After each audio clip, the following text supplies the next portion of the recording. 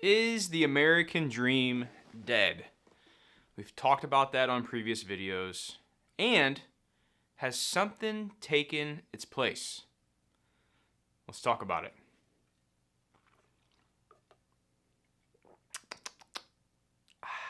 Good morning, everyone. It's about 7 a.m. here in North Georgia, and I just want to give you guys a glimpse of my life right now because it kind of feels like a dream right now. This is my van that I live in. I've got my beautiful dog, and she's napping in her little bedroom, and I'm playing Lost Ark with this beautiful view in the background as we wait for the sun to rise. Life is good. So I don't pay for rent to live in San. Sounds pretty sweet. Looks pretty awesome. Playing some games while you have a beautiful view. No worries in the world. Just you, a van, and nature. Is that the new American dream? Van life? Is that where we're at? Is people passed off buying the house and working their 9 to 5 for 40 years to later look back 40 years and say, where'd everything go? Are people choosing to live now?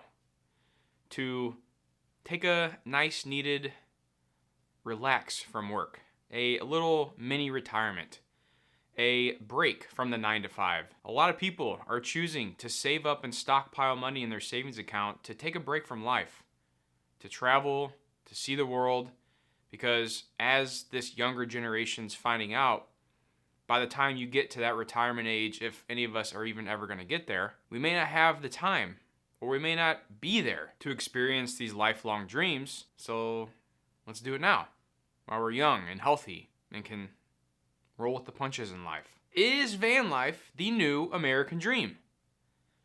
Let's continue to watch. So I don't pay for rent to live in San Diego. However, I did. So the question here, or the comment says, I guarantee she paid more for 3 vans in 2 years than I paid for 2 years of rent. Let's see what she says about this, and then I have my own thoughts. Pay for the van that I live in, so let's talk about how much it costs. So this van is a 2018 Mercedes Sprinter. I bought it with 90,000 miles on it, and I paid $33,580. 25,000 of that I took out in a loan. I built this van at a sick Airbnb in the middle of the desert in Joshua Tree called Circadian Ranch, and I spent $3,700 to stay there for 6 weeks during the build. I also paid someone to help me with half the van build, and that was $15,000. That brings us to materials, which cost me a total of $14,350, and that brings us to a total of $66,630. I know, but I will be able to sell this van for more than I paid for it, so to me, it's more cost effective than renting. Cheers. Something else that I want to add to this is that you're not including, so the original comment stated, I bet she paid for more of those vans than I did for 2 years worth of rent. I get it, but they're also leaving out a very, very important piece to this conversation or to this equation, and that is the experiences you get with van life. Now, don't get me wrong, guys. I love van life. I love the idea behind it. I love what all you can experience with it. And I guarantee you, if I was a single dude or my wife and I didn't have kids, and we probably would do some sort of van life / I would love to go on a freaking sailboat. But again, if you guys saw my previous video, you know I know nothing about sailing, but it's on the bucket list. Maybe later in life, I will take up some sailing and figure out how to do that. But for now, here I am making videos on YouTube. So as far as van life goes with kids, that makes things a little more interesting. I think it's a lot harder. I'm not saying it can't be done, but I would say for a lot of the van life is more surrounded around couples or singles with no kids. Now, I think that makes things a lot easier when it comes to van life because you're only relying on yourself and maybe a significant other, and that's it. When you got kids to take care of, they need to run around, and you're stuck in a rainstorm or a thunderstorm for 3 days, and you're stuck in this van. Like, I know what it feels like being stuck in a house for 2 or 3 days, and everyone's going nuts. So, again, don't know how the whole family side would work out, but as far as the van life goes, I get it. Like, what I was saying when she mentioned with this comment about, paying more in van fees for versus what she's paid in rent, Well, I mean, if you're paying $2,500 in rent, I mean, that's 30 grand a year in freaking rent. So that was roughly probably around the same. She was paid, what, 60 something thousand? But on top of that, she's getting to travel. She's getting to experience the world and see different parts of the United States and Canada and maybe Mexico. I don't know where else she's going. But you get to see a lot more of the world. Now, the main key factor to this is, what does she do for income? That's the hard part. You know, luckily, if you can have some sort of remote job that you could do van life with, like, that's incredible. But for real though, is it the new American dream? Is this the way to live your life right now, especially with how expensive everything is? Sell everything and then just live on the road for the next few years? Save up some money at work, quit your job, and go travel? This says don't do van life. It's miserable. About van life, just don't. Like, this is what I have to go through just to go to the bathroom. I have to move all this crap. I could just be using a glorious public bathroom. But no, I have to do van life. Moving all that, I still have things to do. Open the lid, sit down, and then look. Gross view. I guess Not a bad view while you're taking a shit. someone has to do it. You're gonna run out of toilet paper, too, because you have such a small space. Thank God I had more. Back to the stupid palm trees and stupid fresh air. This guy down here having the nerve to be weed whacking right in front of me. The nerve. Then you have to put everything back together again. I mean, van life ain't all unicorns and rainbows, y'all. It's also for you. Would you do it? Is it worth living in a small space, having to move everything, but you get to look at palm trees while you're taking a shit? I wouldn't mind that. Now, I don't know about you, but I like taking shits in private. And if I have my family with me in the van, that may be a little difficult. Especially if the weather's not nice and I can't send the wife out to take the kids somewhere while I do my number 2. But can't beat those views. You can't. This question a lot as to why do I live in the back of my van, and even though sometimes I have to wake up on the side of the road or in a Walmart parking lot, being able to experience places like this are why I chose to live in a van. I have almost all of the luxuries of a modern apartment, but I get to change my backyard every single day. And waking up in the occasional Walmart parking lot is more than worth it to be able to experience things like this. And when I first built this van, I had a full-time job and I was working a full-time job. And the only way that I was going to be able to travel as much as I wanted to and be able to afford it with some level of comfortability was to build out and live in a van. And building out this van was about half the price as it would have been if I had bought it fully built out. It took months of research, planning, and then eventually building to finish this van. And it is by far one of the best decisions and most rewarding things I've ever done in my entire life. Now, I'm not opposed to van life, guys. I think van life's it. Like I said, if I knew my kids wouldn't kill each other and we could go live in a van for 3 years, I would do it. Probably would have to upgrade to a little bit of a bigger space. I'm not gonna lie, that looks pretty small. But, fun fact, the wife and I and the kids are going on a mini van life trip coming up in next year, I believe. Next fall, I think, or next spring. I don't know, the wife does all the scheduling. So we'll have to see how it is. 6 days with the kids, the wife, in a van, traveling the Northwest is where we're going. We may hit up Canada and go to Banff, we're not sure yet. But we'll get a true understanding of what van life's really like and if I could do it for a few years or however long I could last living in a van. And let's break down the money cost. Okay, this is one I really wanted to watch. So she's going to go down and break down the cost of living the van life. And this is what I think a lot of people think of too is, you know, we go to our 9 to 5s every day and we're driving to work, we're sitting in traffic, we're, you know, listening to our boss bitch at us, and everyone gets back home and it's 6, 7 o'clock, it's time to eat dinner, kids go to bed, and you're like, what the hell, I gotta wake up and do that all over again? I think that's the, like, shiny part of van life is, you know, there's just no schedule, no rules, no job to go to. That's why I think this younger generation is geared more towards the van life, is because a lot of people can't make it on the regular 9 to 5 now. With how prices have increased, so everyone's like, screw it. I'm going to save up some money, I'm going to buy a van, I'm going to travel the world and see how I can make it a couple extra bucks to get by and enjoy the good life. Don't have a boss, don't have a 9 to 5, come and go as I please, meet new people, get to go see different parts of the country that I would have never seen before. I'm with it. I think it's awesome, but I have a feeling it's not all sunshine and rainbows. Financial side of van life.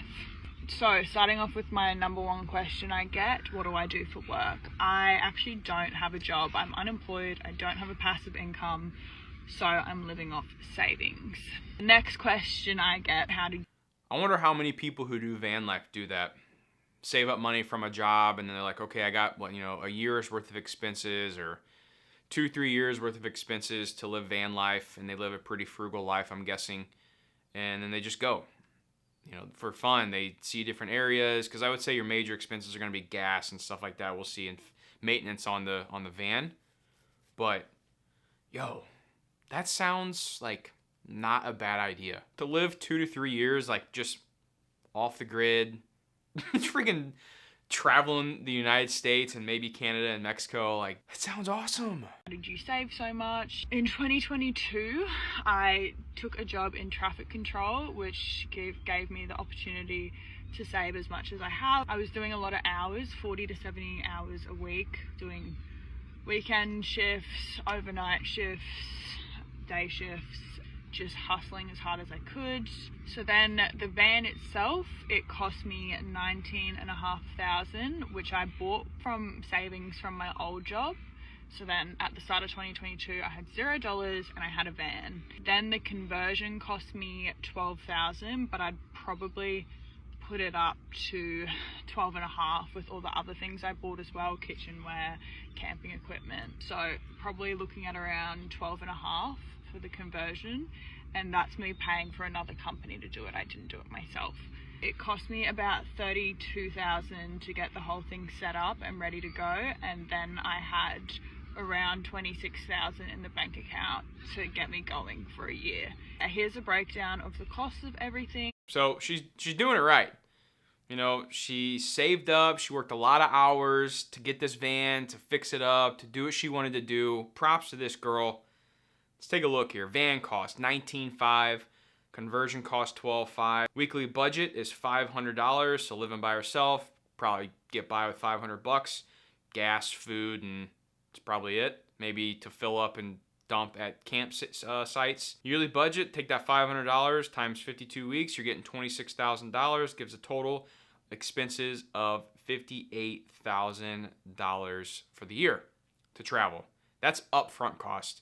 So if she did this a second year, you could subtract that $58,000 and subtract $19,500 and the $12,500, giving you a total of the $26,000 left over to spend for your expenses, and that's it. Not too bad. I'll also say this, if I was going to do the van life, you bet your sweet ass I would be making content for my van life so I can try to somehow stir up some monetization revenue from me living the van life. I know it's all over the place, but why would you not? If you're already doing it, you might as well make content and try to make a couple extra bucks online. So maybe could also increase her yearly budget a little bit if she's making some money off of content. Oh, answer me this. Would you guys do this? Is this worth it? Maybe even to take just a few years off of your regular life and go explore? I'm at this headspace where I think that's what I want to do. And it's not even because of the fact that I live in California and it's a very trendy thing to do in this state, but it's also the fact that financially, I just kind of want to escape capitalism. I personally love my home. It is a really, really good deal for where I live. Not typical LA rent at all. So until I find a better living situation, I'm not going to be moving. But then I see these people that are living in vans, obviously starting it up and converting it is very expensive. Or if you get a fully built out one, then you have to make payments on it, which could then in turn just be your rent, right? But I go back and forth with the fact that being a woman in a van, probably having to get like a Doberman or something seems kind of terrifying. I just find it ironic with the fact that most people are doing this now, not because of any kind of trend, but purely because of the fact that they want to escape the government system, the whole financial system, everything that we have going on here and living off grid. That's closest that you can get if you want to do it quickly and easily and maybe on a budget. And I also want those things. And I also want to have the freedom to travel on a budget, and it kind of kills two birds with one stone. This is how I'm currently distracting myself instead of having the Sunday scaries. Sunday scaries. Oh, I remember those days. Gosh dang it. But see, like, that's what I'm saying here, guys. Like, is that where we're at in our generation? Like, are we the ones who are going to change up society and say, yeah, screw this. We don't want to live the 9 to 5. Like, the fact that The fact that I'm making a living talking to you guys on the internet, well, I'm talking to a freaking camera right now, but now that you guys are going to be watching this video, it's kind of like I'm talking to you. I don't know. You guys get what I'm saying, I'm guessing. But the biggest thing here is I feel like the millennials, the Gen Zers, we are kind of over it. Like, we don't want to go work in a cubicle for 40 years, 5 days a week, 8, 9, 10 hours a day. It's not what we want to do with our lives. Instead, we want to hopefully take control of our finances and even, be able to maybe take 2 to 3 years off of life and go live off grid in the van down by the river. Or we want to, escape all the unnecessary expenses, living in a big, nice house, paying extravagant amounts in rent or a mortgage or car payments. Like, there are decisions that you can make ahead of time to where you can choose to actually do this. But still, there's so many people that get the golden handcuffs. So these golden handcuffs get stuck on them because they want the nice house, they want the nice car, they want to go out every weekend with friends and spend money and blow it at the bars or buy the nice toys. These golden handcuffs start getting tighter and tighter and tighter until you can no longer have any freedom. Now you're stuck. Now you have to stay at that job to make those payments, to be able to live the lifestyle you've created for yourself.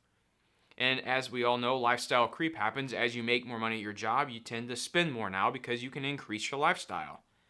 And then one day you look back, you're 60 years old, and you're like, where the hell did my life go? I didn't get to do 90% of the things that I wanted to do in life. I missed out on so many extra time with my kids and my family and my loved ones. Is that what we want? Is it? I don't think so. I think a lot of us, if we made the right financial decisions, then we can choose to have the freedom to do this stuff. To take a year off from work, a mini retirement. To buy a van, fix it up while you're still working, and then plan a 2-year trip to live in the van life. It's all possible, but sacrifice has to be made. I feel like I say it in every video. You can't always have your cake and eat it too. You got to figure out a way to make it happen. Time in an RV because it gives us freedom. When we lived in a house and we did the 9 to 5 and we did all of the normal things, the busy life, we had absolutely no freedom. We could have never afforded to go down to the Florida Keys. We were constantly working and living paycheck to paycheck. I am constantly being told that I sold my house that was an appreciating asset for something that's depreciating. But let's be honest, how much are you spending on interest rates and property taxes? When was I going to cash out on that appreciating asset? When I'm older and retired, if I make it to retirement? There are so many other ways you can invest your money than to just buy a house. I know the quote gets thrown around that we'll own nothing and be happy about it. But does anybody actually own anything here? If you purchase land, do you have to ask somebody before you do something with that land, or can you freely do whatever you want? If you purchased a house, can you add a deck without asking anybody? What about a pool or anything else you want to do with your home? The truth is, there are thousands and thousands of us who live full-time in our RVs right now, and the majority of us do still work. But we chose a life with more freedom and less bills, and RV life is not for everyone, but neither is house life. I constantly felt like I was drowning. We moved into an RV looking for a better way of life, to make more memories and have more free time with our family. We thought we'd find another state to settle down in, but it turns out we found all of that right here within our RV community. It may not make sense to a lot of people, but it is absolutely the best thing we have ever done for our family. We're happy with the life we have, and if you're happy with yours, then that's all that matters. More freedom and less bills, she says. I feel like if you asked 99% of the younger generation, that sounds pretty ideal for life. Is van life worth it? Is van life the new American dream? The American dream used to be you go get your 9 to 5, you work your 40, 50 hours a week, you buy a house, you come home, you have supper every night with your family, you wake up and you do it all over again. But are things changing? Is this younger generation starting to change how society looks at the American dream? Is the American dream still alive? These are all questions I love talking about here on the channel. And as always, thank you guys so much for watching. I really do appreciate it. I will always say I love van life. I love the idea behind it. But with kids, I also don't mind having a house. Now, if I could do both, I would. But for right now, I'm staying put here in good old Ozark, Missouri, and taking a few trips throughout the year. But if one point in life we decide to do a year off and take a trip and live in a van down by the river for a year, well, who knows? Maybe we'll do it. See you in the next video. Cheers.